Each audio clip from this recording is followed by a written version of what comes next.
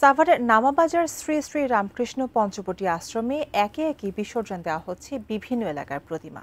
সেখান থেকে বিস্তারিত জানিয়েছেন আমাদের প্রতিনিধি কামরুজ্জামান।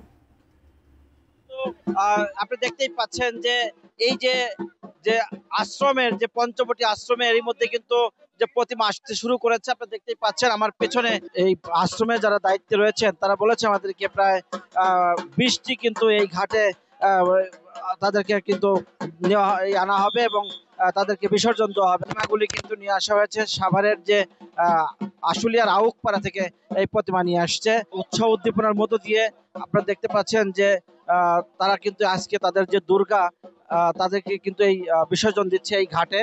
এবং এখানে প্রচুর দর্শক রয়েছে, উৎসুক দর্শক রয়েছে এবং প্রশাসনের পক্ষ থেকেও কিন্তু প্রচুর নিরাপত্তা রয়েছে।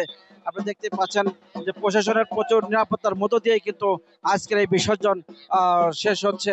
5 দিনের উৎসব শেষে কিন্তু আজকে তাদের যে দুর্গাকে কিন্তু বিসর্জন দিচ্ছে। তো এই যে বিসর্জনের মধ্য দিয়ে যে হিন্দু ধর্মাবলম্বীদের যে বিশাল যে এত বড় উৎসব কিন্তু শেষ হতে যাচ্ছে।